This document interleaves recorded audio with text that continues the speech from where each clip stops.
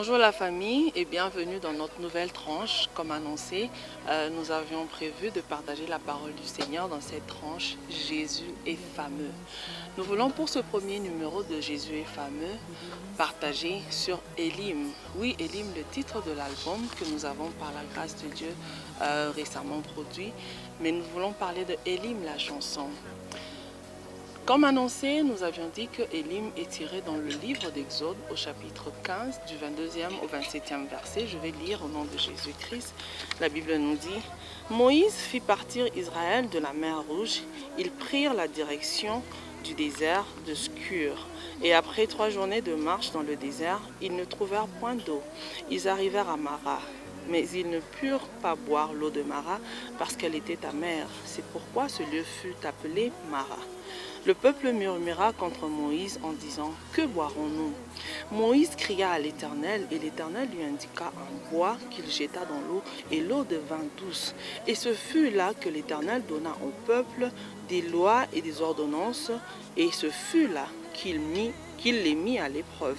Il dit, si tu écoutes attentivement la voix de l'Éternel ton Dieu, si tu fais ce qui est droit à ses yeux, si tu prêtes l'oreille à ses commandements, et si tu observes toutes ses lois, je ne te frapperai d'aucune des maladies dont j'ai frappé les Égyptiens, car je suis l'Éternel qui te guérit. Verset 27, ils arrivèrent à Élim, où il y avait 12 sources d'eau, et 70 palmiers, ils campèrent là, près de l'eau. Mara, bisikaya komekamae, Mara, bisikaya mingaye, bisikaya kocholamae, Mara, bisikaya kozangae. Nous sommes ici en train de décrire dans la chanson les situations difficiles par lesquelles nous passons dans la vie. Ça peut être une maladie qui nous dérange, ça peut être un financement qui est très difficile. Nous passons par des moments très difficiles dans nos familles. Nous sommes bouleversés, que ce soit dans nos pays, dans notre travail, dans quelque domaine que ce soit dans le domaine de famille. Des situations où nous sommes dans des positions où nous attendons voir la main du Seigneur être étendue dans nos vies. Nous comptons sur le Seigneur complètement et totalement. Nous avons dit que Mara était un endroit de peine, un endroit de manquement et même de moquerie. Nous avons tous dans nos vies, d'une manière ou d'une autre, chacun à sa manière, un Mara ou, si vous voulez, une vallée de Baca que nous sommes en train de traverser. Et pour nous chrétiens, nos regards sont tournés vers Jésus-Christ, celui qui consomme notre foi.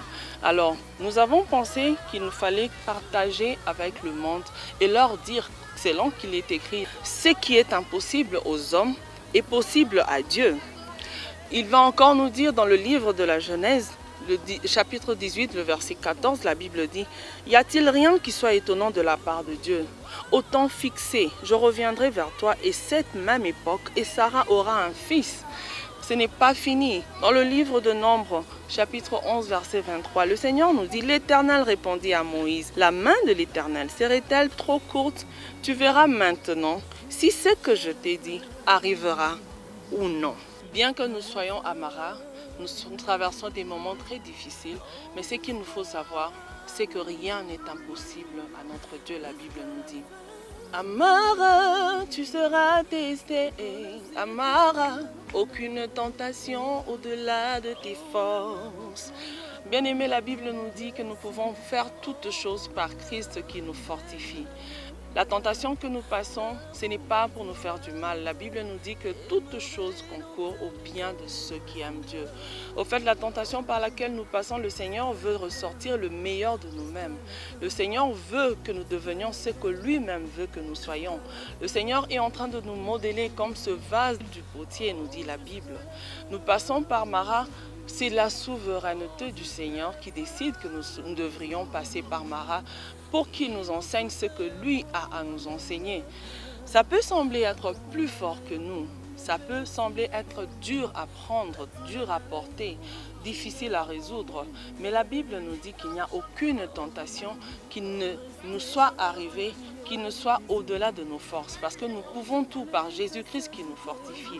Bien que ça semble impossible, mais nous avons encore dit, oh bien-aimé, rappelle-toi, toutes choses concourent au bien de ceux qui aiment Dieu.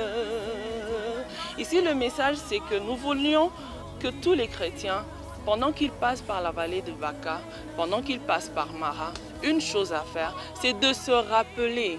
De se rappeler de quoi? Pas des mauvaises circonstances, de se rappeler des promesses. Rappelle-toi, quelles sont les promesses? Les promesses, ce sont les promesses que nous trouvons dans la parole du Seigneur, les promesses qui nous ont été laissées par le Seigneur. Au fait, à chaque circonstance, une promesse particulière attachée à la circonstance. Rappelons-nous des promesses. Nous passons par des situations difficiles. Qu'est-ce que la Bible me dit par rapport à ma maladie? La Bible me dit que par le meurtrissure de Jésus, je suis guéri de toute maladie. Qu'est-ce que la Bible me dit? Je devrais aller donc trouver dans les promesses. Je dois me rappeler des promesses, alors cela va me fortifier parce que les promesses servent à ça. Dans les moments difficiles, nous plongeons nos regards. Où est-ce que nous trouvons les promesses? Nous devons plonger nos regards dans les Saintes Écritures. Puisque chrétiens, nous n'avons pas un autre endroit où nous pouvons puiser le secours, sinon que dans les promesses qui est la parole du Seigneur Jésus-Christ. Bien-aimé, je voudrais te rappeler une promesse qui se trouve dans le livre de Jérémie au chapitre 29, le 11e verset. Le Seigneur nous dit « Car je connais les projets que j'ai formés sur toi, les projets de paix et non de malheur, afin de vous donner un avenir et de l'espérance. » Les projets que le Seigneur a pour nous, ça ne s'arrête pas à Mara. Nous sommes en train de traverser le désert comme nous l'avons lu dans le texte de Exode 15. Ils ne se sont pas arrêtés à Mara. Ils ont marché et continué la marche, plongeant le regard ou jetant le regard sur Jésus, la colonne et la nuée de feu qui les conduisait de nuit et de jour. Ils ont gardé leur regard fixé sur Jésus et finalement ils ont atteint Élim. Bien-aimés, aujourd'hui le message c'est Jésus encore peut délivrer. Jésus délivre, il guérit, il bénit. Mais le message que nous voulons t'apporter ce matin, la grande promesse que Jésus nous a faite, c'est celle du salut. Jésus sauve encore aujourd'hui. Et pour être bénéficiaire des promesses, nous devons donc appartenir à ce Jésus. Comment faire pour appartenir à Jésus? Il faut bien le recevoir dans son cœur. Pour nous qui l'avons déjà reçu, nous devons juste plonger nos regards, croire en la parole et la confesser. Nous verrons cette promesse s'accomplir ou ces promesses s'accomplir. La Bible dit, la renommée de Jésus s'accroît à cause de l'accomplissement de ses promesses. Aucune de ses promesses n'est tombée à terre. Tout ce qu'il dit, il l'accomplit. Tout ce qu'il promet, il le réalise. Bien-aimé dans le Seigneur, pendant que tu traverses la vallée de Baca, je voudrais aujourd'hui te prodiguer un petit conseil. S'il te plaît, comme David dans le psaume 23, il traversait la vallée de l'ombre de la mort, mais il a préféré de demeurer sous l'abri du Très-Haut. Celui qui demeure sous l'abri du Très-Haut repose à l'ombre du Tout-Puissant. C'est le Tout-Puissant qui va nous accorder le repos alors que nous passons par la vallée de l'ombre de la mort. Alors que nous traversons Mara, alors que nous traversons la vallée de Baca, nous devons, je nous propose, de garder les regards et plonger nos regards dans les Saintes Écritures, la parole de Dieu remplie des promesses qui sont éternelles et qui ne sont pas périssables. Parce que Jésus n'est pas un fils d'homme pour nous mentir, ni pour se repentir. Nous avons tellement de promesses de Dieu et toutes se sont accomplies dans nos vies. Il n'y a qu'à jeter un regard en arrière et nous allons voir la marche avec le Seigneur, combien de victoires il nous a accordées et ça nous redonnera encore de l'espoir, sachant que le Seigneur, il va encore agir parce qu'il agit encore, il guérit encore, il bénit encore, il délivre encore et il sauve encore. Deux fois, l'on se pose des questions de savoir pourquoi nous devons passer par la vallée de Baca. Eh bien, c'est la souveraineté de Dieu. Dieu, dans sa souveraineté, a préféré briser même Jésus lui-même, comme nous le dit la Bible dans Ésaïe 53 au 10e verset. Il a plu à l'Éternel Dieu de le briser par la souffrance. Donc, c'est dans la souveraineté de Dieu que nous passons par Baca, que nous traversons Mara. C'est aussi dans la souveraineté de Dieu que nous voyons dans le livre de Philippiens 2:9 ce qui est arrivé à Jésus après être passé par la souffrance. Jésus, son nom est aujourd'hui élevé au-dessus de tout nom qui puisse être nommé, afin qu'en son nom tout genou fléchisse et que toute langue confesse que Jésus-Christ est Seigneur. Bien-aimé, nous voyons la fin. Il a été élevé au-dessus de tout nom. Il est assis à la droite du Père, intercédant en notre faveur. Bien-aimé, gardons l'espoir. Parce que comme Jésus, le Seigneur va nous glorifier. Mais il ne nous glorifiera que si nous demeurons dans les Écritures, si nous demeurons dans sa parole, si nous restons attachés à lui. Pour toi qui ne connais pas Jésus, tu te demandes comment tu vas accéder à cette victoire.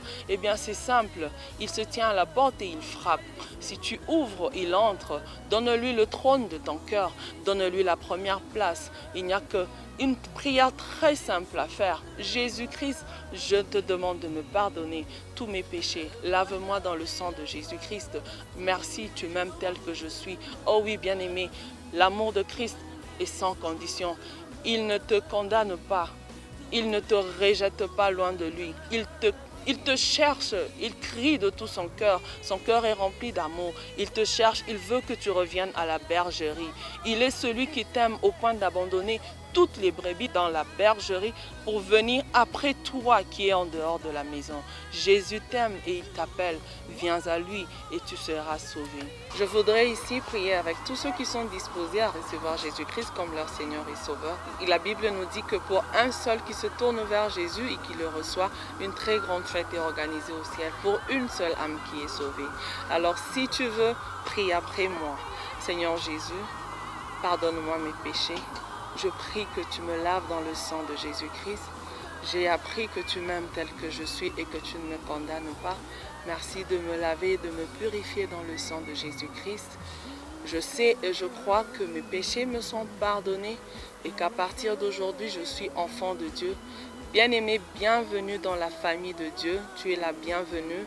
Que le Seigneur vous bénisse. Merci d'avoir accordé de votre temps et de votre attention pour écouter ce message que nous avions à partager en ce jour. À très prochainement.